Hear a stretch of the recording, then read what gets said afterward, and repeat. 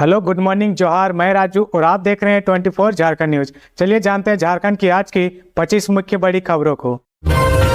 झारखंड में भीषण सड़क हादसा, बस और ट्रक की टक्कर में 3 बच्चों की मौत, 30 से ज्यादा बाराती घायल। झारखंड के लोहरदगा में एक भीषण सड़क हादसे में अब तक 3 बच्चों की मौत हो गई है, वहीं 30 से अधिक लोग घायल हो गए हैं। जानकारी के मुताबिक शुक्रवार की रात करीब 8:45 बजे एक बस जिसमें बाराती बैठे हुए थे और एक ट्रक के बीच सीधी टक्कर हो गई। यह हादसा नेशनल हाईवे 143A पर टाटी गांव के पास हुआ। भीषण टक्कर के बाद 3 बच्चों की मौत हो गई। जानकारी के मुताबिक इस हादसे में 2.5 दर्जन से अधिक बाराती घायल हो गए हैं। वहीं ट्रक का ड्राइवर अभी भी ड्राइविंग सीट में फंसा पड़ा है, उसे निकालने का प्रयास किया जा रहा है। हादसे में 1 दर्जन से अधिक घायलों को रांची के रिम्स में रेफर किया गया। वहीं अन्य घायलों का इलाज लोहरदगा और कुडू के अस्पतालों में चल रहा है। प्रत्यक्षदर्शियों के मुताबिक शुक्रवार रात लगभग 8:45 में रांची की ओर से वैवाहिक कार्यक्रम में शामिल होने के बाद बाराती बस में सवार लोग अपने घर गुमला बिशनपुर के बनालात लौट रहे थे, जबकि लोहरदगा के कुडू की ओर हाईवा ट्रक जा रहा था। बस की रफ्तार काफी अधिक थी, उसने टक्कर मार दी। इसी वजह से यह भीषण हादसा हो गया। बैंक अकाउंट फ्रीज किए जाने के विरोध में कांग्रेसियों ने फूंका पीएम का पुतला। कांग्रेस कार्यकर्ताओं ने शुक्रवार को जिला कार्यालय के समीप पीएम नरेंद्र मोदी का पुतला फूंका। कार्यक्रम का नेतृत्व युवा जिला अध्यक्ष मोतीलाल पासवान ने किया। इस दौरान कार्यकर्ताओं ने मोदी सरकार के खिलाफ जमकर नारेबाजी की। लोकसभा चुनाव 2024 के पूर्व साजिश के तहत कांग्रेस के सभी फ्रंटल संगठन युवा कांग्रेस NSUI के सभी बैंक अकाउंट को फ्रीज करने के विरोध में पीएम का पुतला फूंका गया। युवा जिला अध्यक्ष ने कहा कि चुनाव के पूर्व केंद्र सरकार द्वारा विपक्ष को परेशान करने के लिए यह कदम उठाया गया है। केंद्रीय जांच एजेंसी ED, CBI व IT का दुरुपयोग कर रही है।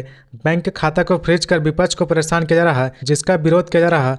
मौके पर जिला उपाध्यक्ष ओम प्रकाश पाठक, रमेश श्रीराम, राशिद, आनंद दास, रविंद्र पासवान, प्रमोद कुमार, अरुण यादव, गोलू कुमार समेत कई लोग शामिल थे। हेमंत सोरेन ने हाईकोर्ट के फैसले को दी चुनौती, विधानसभा सत्र में शामिल होने की लगाई गुहार। झारखंड के पूर्व मुख्यमंत्री हेमंत सोरेन ने हाईकोर्ट में एक याचिका दायर की है। जमीन घोटाला मामले में जेल में बंद हेमंत सोरेन ने विधानसभा सत्र में शामिल होने को लेकर याचिका दायर की है। दरअसल हाल ही में झारखंड विधानसभा का बजट सत्र आहूत हुआ था। बजट सत्र में शामिल होने के लिए हेमंत सोरेन ने ED कोर्ट में याचिका दायर किया था। याचिका पर सुनवाई के बाद ED कोर्ट ने सत्र में शामिल होने की अनुमति नहीं दी थी। इसके बाद हेमंत सोरेन ने हाईकोर्ट का रुख किया था। हाईकोर्ट से याचिका खारिज होने के बाद हेमंत सोरेन बजट सत्र में शामिल नहीं हो पाए थे। हाईकोर्ट के इसी आदेश को चुनौती देते हुए हेमंत सोरेन याचिका दायर की है। बता दें कि जमीन घोटाला मामले में ED ने पूर्व CM हेमंत सोरेन को 31 जनवरी को गिरफ्तार किया था। तब से वह अब तक हेमंत सोरेन न्यायिक हिरासत में जेल में बंद है। हेमंत सोरेन की गिरफ्तारी के बाद चंपई सोरेन को मुख्यमंत्री बनाया गया। चंपई सरकार के फ्लोर टेस्ट में हेमंत सोरेन को शामिल होने की अनुमति दी गई थी, लेकिन बजट सत्र में शामिल होने की अनुमति नहीं दी गई। इसी के मद्देनजर हेमंत सोरेन ने हाईकोर्ट के फैसले को चुनौती दी है। इसके साथ ही उन्होंने आने वाले सत्र में शामिल होने की गुहार लगाई है। खबरों में आगे बढ़ने से पहले अगर अभी तक आपने इस चैनल को सब्सक्राइब नहीं किया तो प्लीज सब्सक्राइब कर ले, जिससे झारखंड की हर छोटी सी बड़ी खबर की अपडेट आप तक पहुंचता रहे। झारखंड के 80 उत्कृष्ट विद्यालयों में एडमिशन के लिए प्रवेश परीक्षा में शामिल हुए 33,000 विद्यार्थी। राज्य के 80 मुख्यमंत्री उत्कृष्ट विद्यालय में नामांकन के लिए शुक्रवार को प्रवेश परीक्षा हुई। स्कूलों में 8,984 सीट पर नामांकन के लिए 36,230 विद्यार्थियों ने आवेदन जमा किया था। इनमें से लगभग 33,000 विद्यार्थी परीक्षा में शामिल हुए। 30 मार्च को नामांकन के लिए पहली मेरिट लिस्ट जारी की जाएगी। 1 से 7 अप्रैल तक जारी मेरिट लिस्ट के अनुसार चयनित विद्यार्थियों का नामांकन होगा, जबकि 8 अप्रैल को कक्षाएं शुरू होंगी। प्रथम मेरिट लिस्ट में नामांकन के लिए चयनित विद्यार्थी अगर नामांकन नहीं लेते हैं तो सेकेंड लिस्ट जारी की जाएगी। 80 में से 4 विद्यालयों में कक्षा 1 से 12वीं, 27 विद्यालय में कक्षा 9 से 12वीं, 48 विद्यालयों में कक्षा 6 से 12वीं और 1 विद्यालय में कक्षा 1 से 10वीं तक की पढ़ाई होती है। सभी जिले से परीक्षा के बाद झारखंड शिक्षा परियोजना को रिपोर्ट भेजी गई है। राज्य भर में परीक्षा शांतिपूर्वक हुई। इस वर्ष विद्यालय में नामांकन के लिए रिकॉर्ड आवेदन जमा हुआ था। पिछले वर्ष लगभग 20,000 आवेदन जमा हुआ था। जेल में ही बीतेगी छवि रंजन और प्रेम प्रकाश की होली, हाईकोर्ट में जमानत याचिका खारिज। IAS छवि रंजन को हाईकोर्ट से राहत नहीं मिल पाई है। छवि रंजन द्वारा दाखिल की गई जमानत याचिका पर हाईकोर्ट में सुनवाई हुई।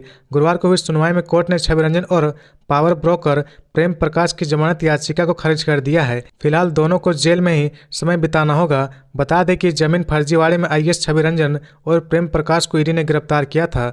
निलंबित IAS अधिकारी छवि रंजन को ED ने 4 मई 2022 को गिरफ्तार किया था। छवि रंजन को सेना के कब्जे वाली जमीन के अवैध दस्तावेजी के जरिए खरीद फरोख्त मामले में ईडी ने गिरफ्तार किया था।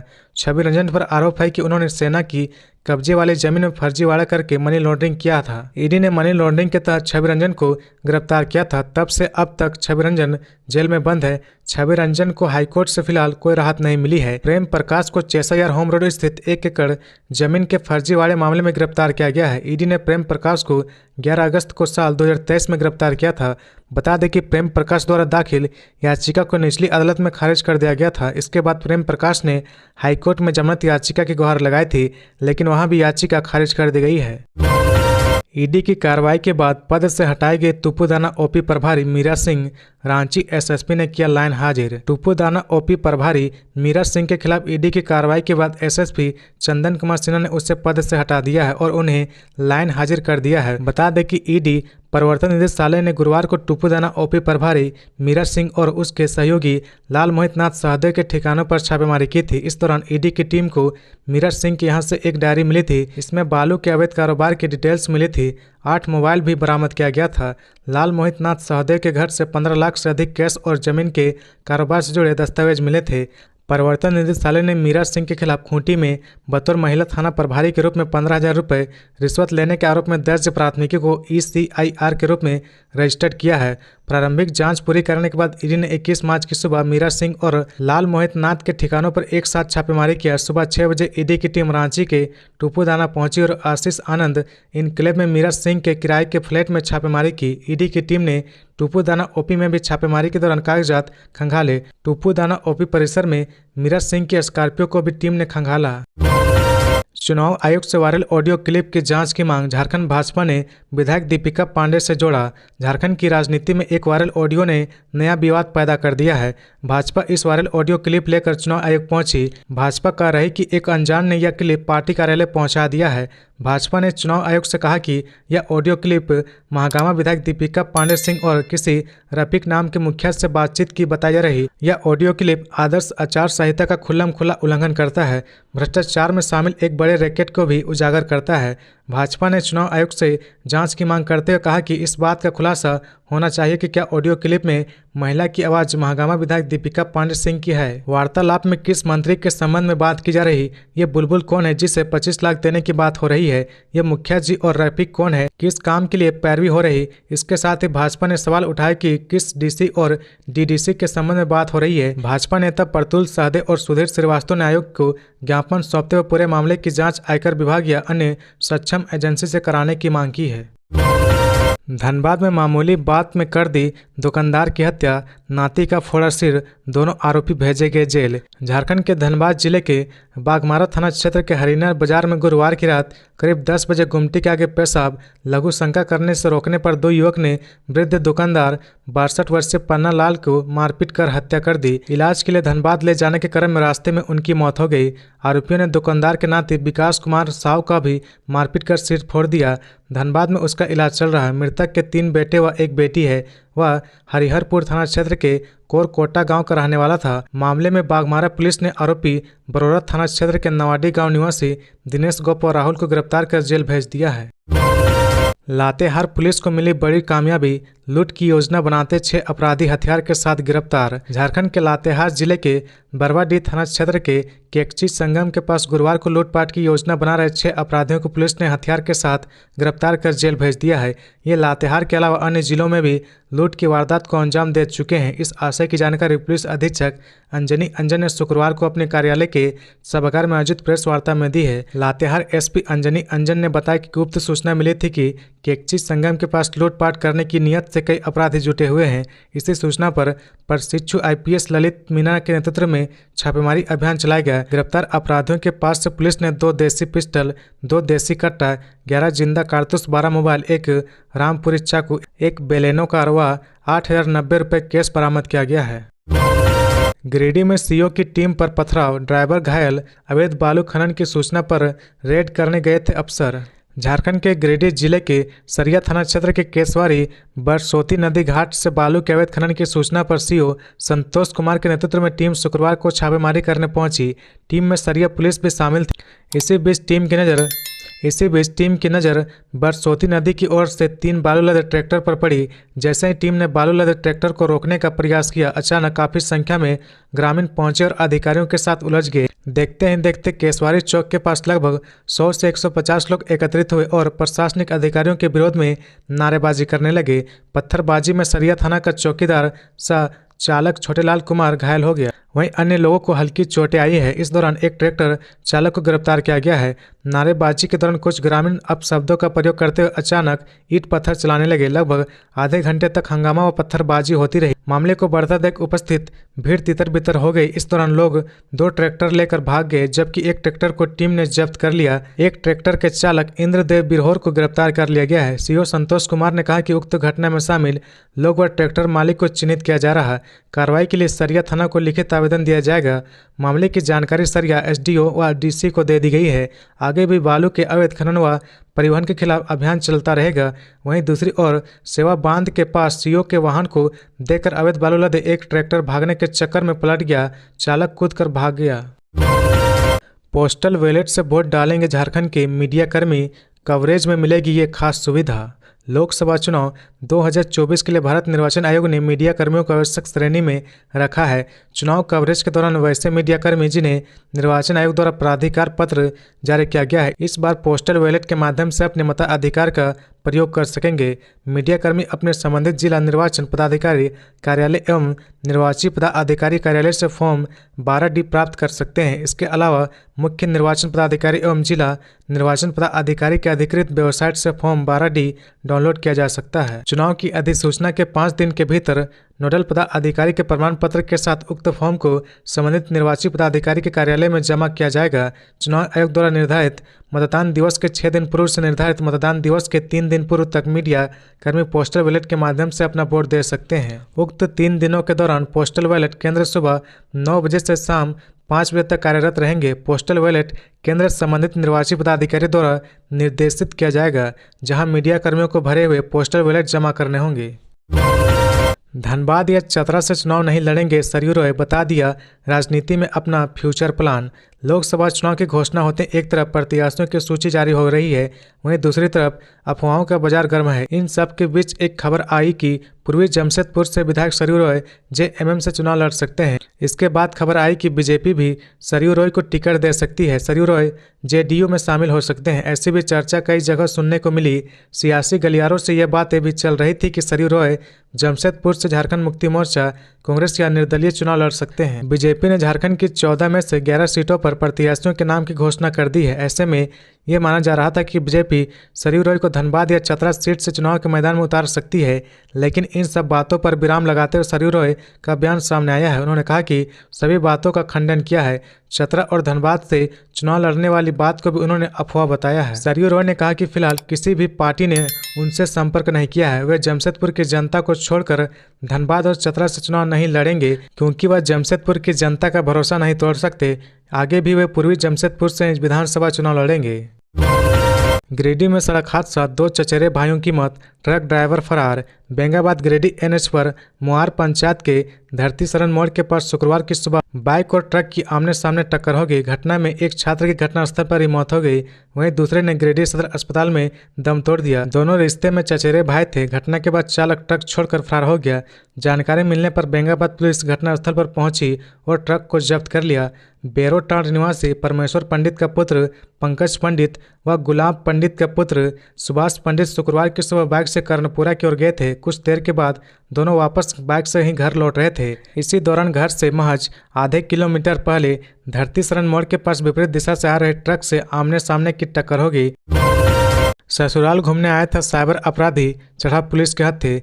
देवघर जिला के खागा का रहने वाला तबरेज खान जामताड़ा चिरोल बांध स्थित अपने ससुराल घूमने आया था, जहां छापेमारी में जामताड़ा साइबर पुलिस के हत्थे चढ़ गया। शुक्रवार को जामताड़ा साइबर थाने में आयोजित प्रेस वार्ता में इस बात की खुलासा करते हुए साइबर डीएसपी अशोक कुमार राम ने पत्रकारों को जानकारी दी है। उन्होंने बताया कि पुलिस अधीक्षक अनिमेश नथानी को विभिन्न गांवों में साइबर अपराधियों की सक्रियता को लेकर गुप्त सूचना प्राप्त हुई थी। इसी के आधार पर साइबर डीएसपी के नेतृत्व में टीम बनाकर विभिन्न गांवों में छापेमारी की गई, जिसमें 3 साइबर अपराधी गिरफ्तार किए गए हैं। साइबर इंस्पेक्टर जयंत तिर्की सहित अन्य पुलिसकर्मियों ने करमाटांड़ थाना क्षेत्र के शेखपुरा और अमराटांड़ गांव में छापेमारी किया। साइबर डीएसपी ने बताया कि अपराधियों के पास से 8 मोबाइल फोन, 10 फर्जी सिम कार्ड, 1 एटीएम कार्ड और 2 बाइक जब्त किए गए हैं। उन्होंने बताया कि गिरफ्तार अपराधी बिजली बिल जमा नहीं करने वालों को बिजली काटने की धमकी देकर और खुद को बिजली विभाग का अफसर बताकर लोगों से ठगी किया करते थे। इसके अलावा क्रेडिट कार्ड, डेबिट कार्ड बंद हो जाने की जानकारी देकर और उन्हें चालू करवाने का प्रलोभन देकर विभिन्न शेयरिंग ऐप के जरिए उनका बैंक डिटेल्स प्राप्त कर ठगी करते थे। ग्रामीण बैंक की शाखा में दिन दहाड़े हुई डकैती, हथियार दिखाकर लूटे 5,61,000। पलामू जिले के पड़वा पाटन मुख्य पथ के पड़वा बाजार स्थित झारखंड राज्य ग्रामीण बैंक की शाखा में डकैतों ने बैंक के कर्मियों को बंधक बनाकर बैंक के शाखा के लॉकर में रखे 5,61,000 रुपये लूट लिया। घटना सुबह 10:20 की बताई जा रही। अपराधियों की संख्या 5 थी। घटना को अंजाम देने के बाद 2 बाइक पर सवार होकर भाग गए।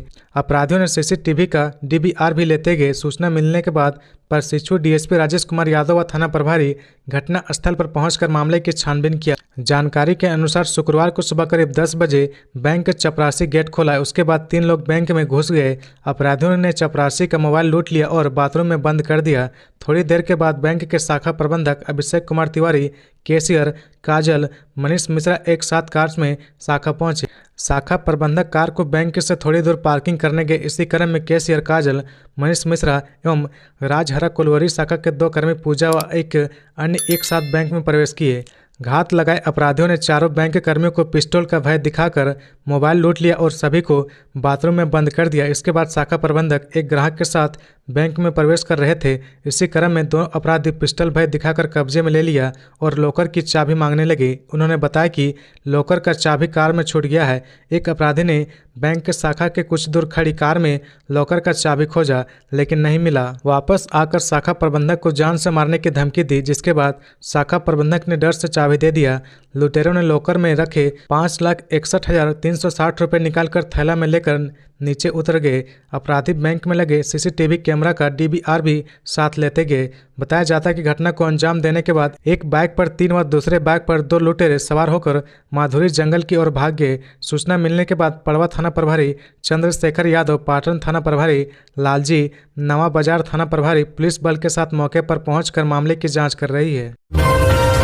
जमशेदपुर में गहरा सकता है पानी का संकट। हर व्यक्ति 70 लीटर रोजाना बर्बाद करता है पानी को लेकर जहां यह कयास लगाए जा रहे हैं कि आने वाले समय में युद्ध पानी को लेकर ही होगा, वहीं जमशेदपुर अब तक इसे लेकर काफी बेफिक्र है। इसकी बड़ी वजह पानी की उपलब्धता है। टाटा कमांड एरिया और गैर टाटा कमांड एरिया में हालत जुदा सा है तो, लेकिन एक अध्ययन के मुताबिक देश के प्रति व्यक्ति पानी की खपत से अधिक उपयोग जमशेदपुर के लोग करते हैं। विश्व जल दिवस पर एसी नीलसन सर्वे के अनुसार देश में प्रति व्यक्ति पानी की खपत प्रतिदिन 130 लीटर होनी चाहिए, लेकिन जमशेदपुर में करीब 200 लीटर प्रति व्यक्ति पानी की खपत करते हैं। वैसे इनमें कुछ सुधार भी हुई है। करीब 7 साल पहले पानी की खपत 332 लीटर प्रति व्यक्ति प्रतिदिन पानी की खपत थी, लेकिन यह भी काफ़ी ज़्यादा है। जमशेदपुर में पानी का स्रोत स्वर्ण रेखा और खरकई नदी है, जबकि भूजल का दोहन भी काफ़ी अधिक है। इसके अलावा टाटा कमांड एरिया में पानी की आपूर्ति डिमना डैम से भी होता है, जिसे टाटा स्टील ने स्थापित किया है। चांडिल डैम और सीतारामपुर डैम के माध्यम से आदित्यपुर, मानगो समेत आसपास के कई इलाकों में पानी की आपूर्ति की जाती है। नेशनल स्पेशल ओलंपिक साइकिलिंग में झारखंड को 8 पदक। हरियाणा में आयोजित special Olympic national cycling championship में Jharkhand special Olympic cycling team ने शानदार प्रदर्शन करते हुए कुल 8 पदक जीते हैं। इनमें से 5 गोल्ड, 2 रजत व 1 कांस्य पदक शामिल है। झारखंड के वी कल्याण कुमार राव को बेस्ट साइकिलिस्ट घोषित किया गया है।